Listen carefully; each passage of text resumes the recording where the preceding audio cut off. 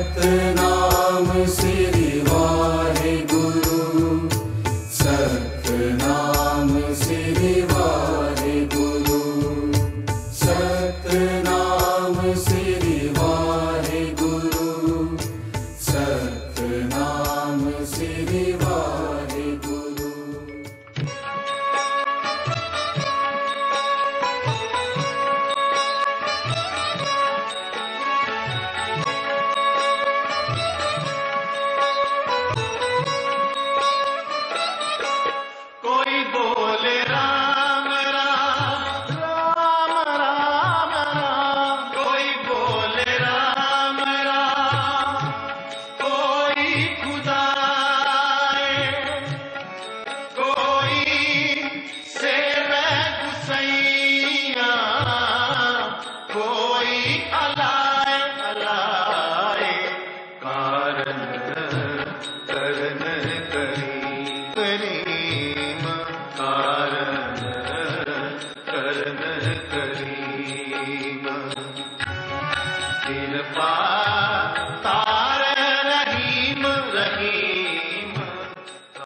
जीती नौखंड मेदनी सतनाम दा चक्र चलाया, भया आनंद जगत विच कल तारन गुरु नानक आया। अर्थात जितने भी इस धरती पर खंड, ब्रह्मांड और आकाश हैं, सभी जगह गुरु नानक ने सतनाम का उपदेश दिया। इस दुनिया को तारने के लिए, भटके हुओं को सही राह पे लाने के लिए जब गुरु नानक ने अवतार लिया तो ये सारा संसार आनंद में हो उठा। प्रेम, त्याग और दया की मिसाल हैं गुरु नानक। तो आइए मेरे यानी मनमीत के साथ वाहिगुरु के इसी पावन रूप के दर्शन करते हैं।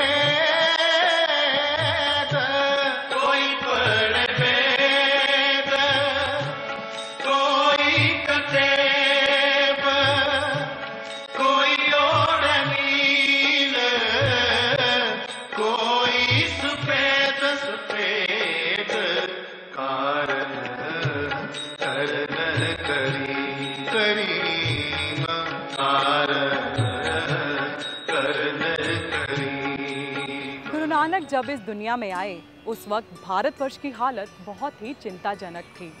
पंडित, ब्राह्मण, मौलवी या काजी सभी ने रीति रिवाजों के नाम पर लोगों को भ्रमित कर दिया था और धर्म की वास्तविकता तो कहीं गुम हो गई थी। कूड़, झूठ, पाखंड की अमावस में सत्य का चंद्रमा अलोप हो गया। ऐसे में जन्म लिया एक बालक ने जो इस संसार में गुरु नानक के नाम से जाने गए। तो आइए उसी महान गुरु के हम भी दर्शन करते हैं।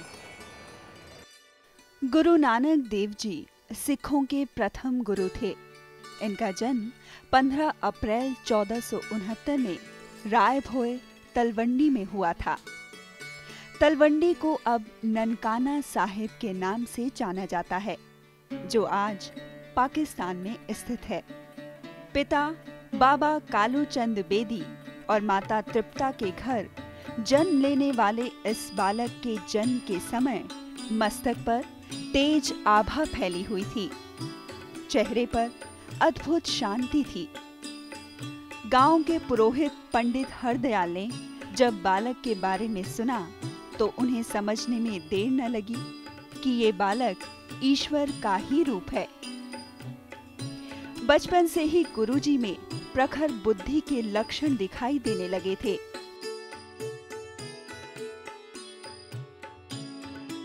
शिक्षा ग्रहण करने के लिए भेजा गया तो बालक ने अक्षरों का अर्थ पूछा। शिक्षक निरुत्तर हो गए। इसके उपरांत विद्यालय की दीवारें नानक को बांधकर न रख सकी। 7 से 8 साल की उम्र में स्कूल छूट गया और वे सारा समय आध्यात्मिक चिंतन और सत्संग में व्यतीत करने लगे। गुरु नानक देव जी का जो प्रारंभिक जीवन है वह राय भोए की तलवंडी, जिसे आज ननकाना साहिब कहते हैं गुरु नानक साहिब के नाम पर, ये राय बुलार जो कि उस समय का जो लोकल जो उस समय का शासक है, और इसके पास लगभग 1500 मुरब्बे ज़मीन थी और इस सारे इलाके के अंदर क्योंकि वह वहाँ का हाकिम है और उसने वो सब चीज़ें देखी हैं जो गुरु नानक साहब के बचपन से लेकर के और उनके यहाँ से सुल्तानपुर लोधी जाने तक का जितना समय है वह राय बुलार ने अपने आँखों से देखा है।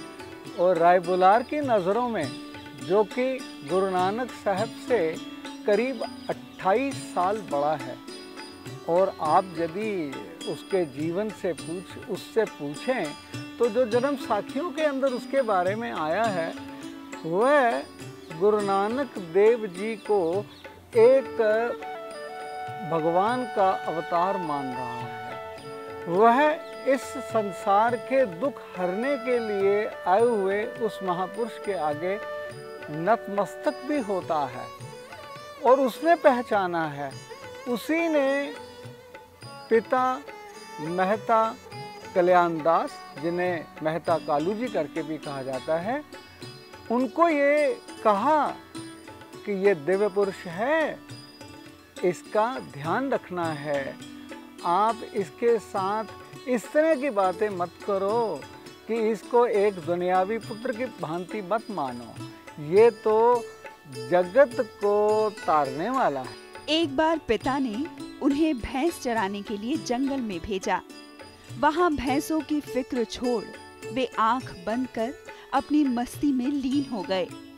पास वाले खेत में घुसकर भैंसों ने सारा खेत चर डाला। नाराज मालिक की जब नानक देव ने नहीं सुनी तो वो जमींदार राय बुलार के पास पहुंचे।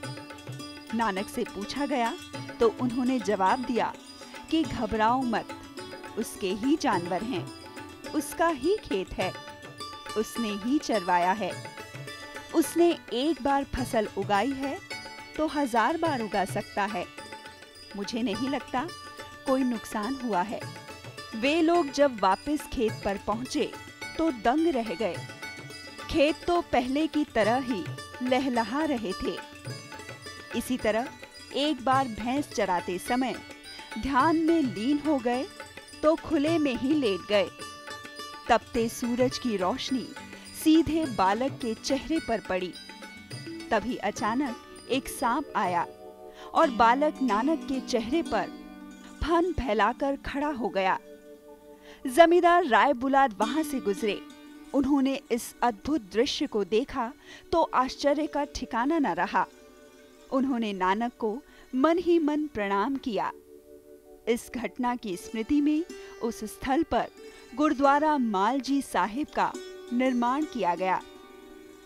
उसने जब देखा था कि खेत के अंदर यदि गाय भैंस चर रही हैं, पर गुरु नानक की कृपा दृष्टि से वो हरा हो जाता है। सर्प आता है, उनके शरीर पर छाएं करता है।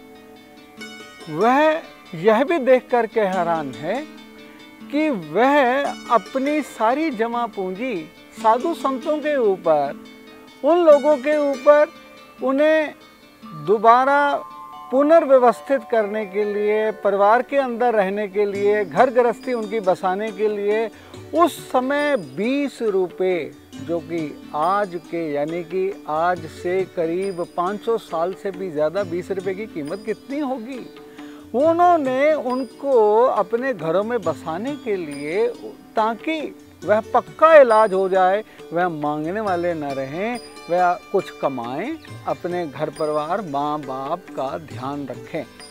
पिताजी ने एक आदमी के साथ 20 रुपए देकर इन्हें सच्चे सौदे के लिए भेजा। रास्ते में कुछ भूखे साधु मिले तो इन्होंने उन पैसों से उन भूखे साधुओं को भोजन करवा दिया और खुद खाली हाथ तलवंडी आ गए, परंतु घर नहीं गए और एक पेड़ के नीचे बैठ गए। यह पेड़ तंबू साहिब के नाम से जाना जाता है। इनके पिताजी ने फिर इन्हें इनकी बहन नानकी और बहनोई लाला जयराम के पास भेज दिया। वहां इन्होंने आटा और सामान तोलना शुरू किया। जितना ये तोलते उससे दुगना गरीबों में बांट देते। एक दिन 13 जपते जपते सारा सामान गरीबों को तोल दिया। जो कि नवाब साहब के घर जाना था। जब इनकी शिकायत नवाब साहब और जयराम को की गई तो वे सामान देखने आए तो उन्हें सारा सामान ज्यों का त्यों भरा हुआ मिला। वे सारा समय न कोई हिंदू है न मुसलमान, बस इन्हीं संदेशों को जन जन तक पहुंचाते रहे। इस तरह उनके शिष्यों की संख्या बढ़ने लगी। मर्दाना मरासी और बालाजी उनके सच्चे शिष्य थे। यह बात काजी और मुल्ला लोगों से सहन नहीं हुई। उन्होंने कहा कि हम इन्हें तब माने जब यह हमारे साथ मस्जिद में नमाज पढ़ें। मस्जिद में जाकर नानक साहब एक कोने में बैठ गए। सबने कहा कि यह कपटी है। तब नानक ने कहा कि जिनका मन ठिकाने नहीं है उनके लिए नमाज पढ़ना या न पढ़ना बराबर है।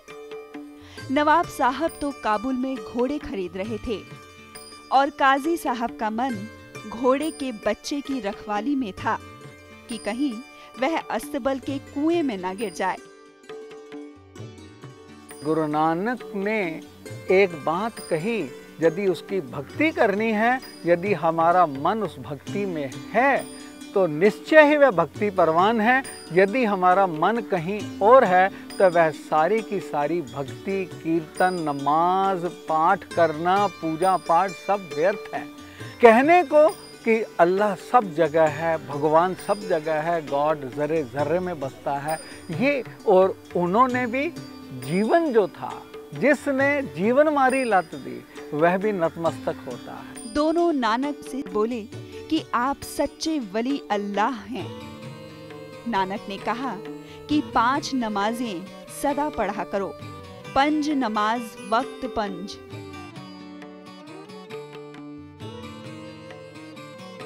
सोलह वर्ष की अवस्था में इनका विवाह बीबी सुलखनी से हुआ और समय आने पर इन्हें श्रीचंद और लक्ष्मी चंद नाम के 2 पुत्र भी हुए। 1507 में ये अपने परिवार को छोड़कर यात्रा के लिए निकल पड़े।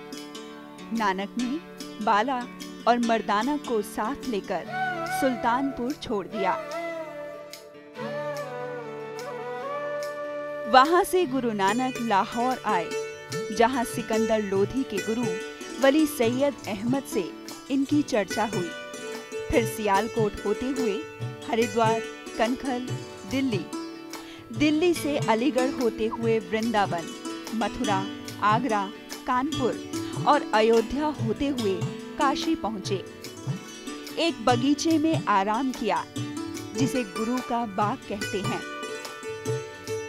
कबीर साहब जब काशी लौट रहे थे, तब रास्ते में गुरु नानक जी से मिले। इनकी चर्चा को कबीर गोष्ठी कहते हैं। काशी के बाद पटना होते हुए गया, फिर कलकत्ता, पुरी और बाद में यह दक्षिण की तरफ चल पड़े। धर्म के सही मायने लोगों तक पहुंचाने के लिए गुरु नानक देव जी ने बहुत सी यात्राएं की और यही कारण रहा कि हर धर्म के लोग उनके अनुयायी बनने लगे। यहाँ हम रुकेंगे एक छोटे से ब्रेक के लिए। ब्रेक के बाद देखेंगे कि कैसे गुरु नानक देव जी ने किया समाज का कल्याण।